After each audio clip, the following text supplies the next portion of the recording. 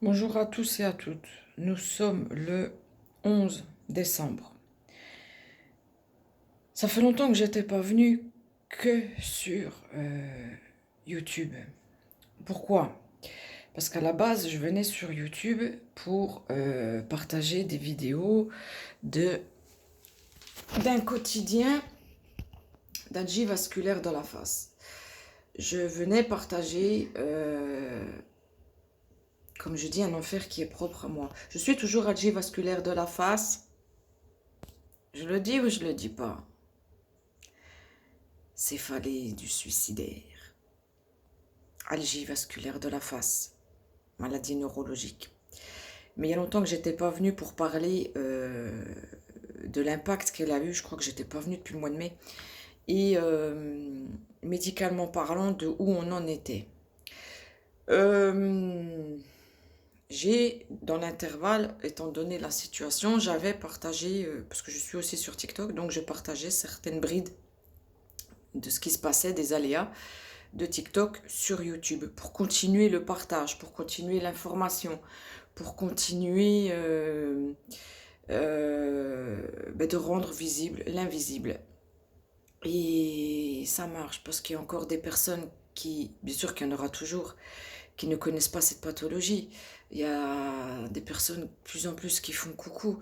Donc voilà, donc médicalement parlant, au mois de mai, j'avais vu mon neurologue, euh, celui qui a donc reconnu l'AVF. Et il attendait les retours de l'unité de la douleur pour essayer les patchs, pour dévier la douleur avec l'électricité. Je vais encore avoir du mal, comme d'habitude. Et dans l'intervalle, on attendait des nouvelles de l'autre neurologue pour voir où on en était. Bon, on a fait chou blanc. C'est pour ça que je ne suis pas venue depuis ce moment parce que, médicalement parlant,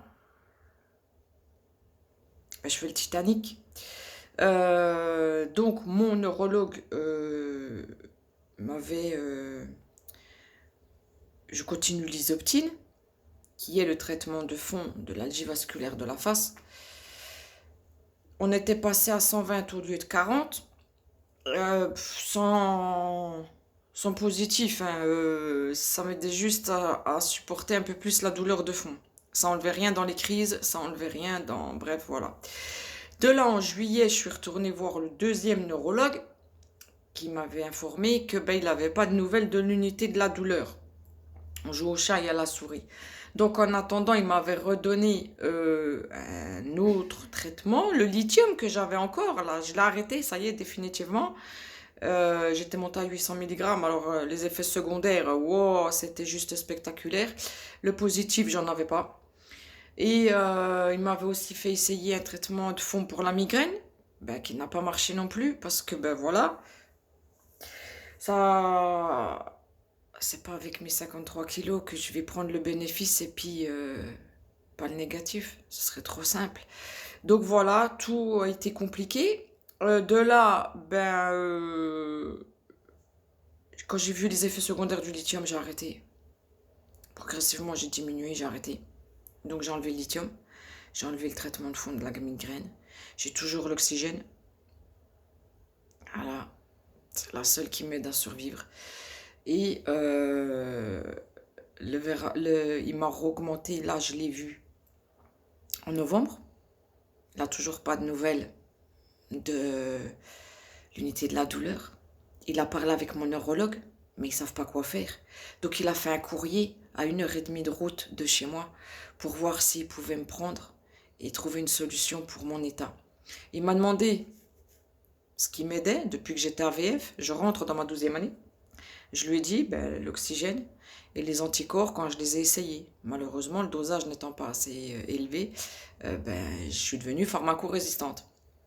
Donc j'ai dit, puis comme on est dans une région où on ne peut pas tester le protocole à l'hôpital, j'ai plus rien. Donc on ne peut pas essayer le Botox non plus, parce qu'ils ne sont pas formés dans notre région. Donc le tour est vite fait. Je suis rentrée et puis ben, il me dit ben, on se revoit pas. J'attends des nouvelles de tout le monde. Donc au final, on attend encore et encore. Les crises continuent, la douleur de fond a empiré. Je fais des vertiges maintenant, entre 3 et 5 heures, ça dépend. Euh, Quand les crises sont là, mais c'est phénoménal. Je suis toujours entre 12 et 13 crises par jour. J'ai de plus en plus de difficultés au niveau musculaire à droite. Je suis en train de perdre ma masse musculaire. J'ai de plus en plus de soucis de concentration. J'ai de plus en plus de soucis pour articuler. Il y a des fois on ne comprendra plus rien. Suis de plus en plus déformée au fil de la journée. Et c'est pour ça qu'en attendant, n'ayant pas de retours médicaux, je partageais les TikTok. Parce que c'est aussi de l'information. C'est aussi du partage. Comment moi je le vis. Euh, Comment on fait quand on n'a plus rien. Je ne suis pas la seule. Je ne suis pas la seule.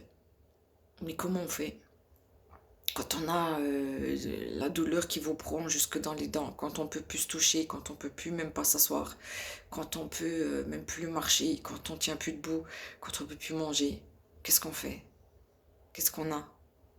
Qu'est-ce qui reste? Donc le mental a toujours été ma plus grande force face à elle. Au niveau du Saddam, j'ai les gouttières qui m'aident, mais voilà, sans plus. Au niveau de la migraine, je fais avec ce que je peux. Au niveau de l'hémicranie, c'est pareil. Donc au final, tout ce petit cocktail a augmenté un peu plus quand j'ai tout arrêté le lithium. Je savais que de toute façon, il y aurait des répercussions. Je suis debout, je fais les choses. Il y a des fois, ça va être vraiment compliqué. Je vais manger certaines choses et là, je vais tomber, mais j'ai pas le temps de finir d'avaler la bouchée que j'ai, que la crise va se déclencher. Donc on attend. Mais comme c'est les fêtes, on n'aura pas de réponse. Donc ça fera la 3e année que je ferai pas Noël et Nouvel An. Bon après, voilà. Quand on est grand, ça n'a plus le même impact que quand on est enfant. Il y a toujours autant d'incompréhension dans ce pays, où on dira encore, c'est dans votre tête. Je le lis encore beaucoup, c'est exaspérant. Prenez un Doliprane, ça ira mieux demain. Les gens passent, les gens passent. Donc voilà, je continuerai en attendant de faire coucou, de parler TikTok. Parce que il faut continuer d'informer, de partager. Par rapport à mon propre vécu, je parle. Hein. J'ai toujours ma folie. Bon, elle est un peu fatiguée en ce moment. Euh, elle, elle a besoin d'être boostée. Là, voilà, faut que je change parce que j'ai mal au bras, ça y est. Donc, voilà, c'était pour donner un peu de nouvelles, qui sont toujours pas réjouissantes, mais je suis toujours là. Donc, je souhaite un bon courage à tous les malades, tels qu'ils soient. Je remercie tous les gens qui font coucou, qui s'informent, qui partagent, qui viennent partager leur vécu, me dire comment eux ils font, comment on peut, tout ça. Mille et une pensées à tous ceux qui sont encore partis à cause d'elle, parce qu'il y en a encore là, il n'y a pas longtemps. Donc, il ne faut pas les oublier. Ouais, il faut pas. Et continuer d'en parler. Rendre visible l'invisible, même si les mots dérangent, même si les mots sont insupportables à entendre. Il faut, parce que sinon on ne sera jamais pris au sérieux. Donc je continuerai ce petit combat qui est le mien, même si, voilà, je vais pas loin. Mais je continuerai. Rendre visible l'invisible de l'algie vasculaire de la face, maladie du suicide. Bonne fête à tous. Si je reviens pas sur YouTube d'ici là, entre deux TikTok. Et encore merci. À tantôt, la selle.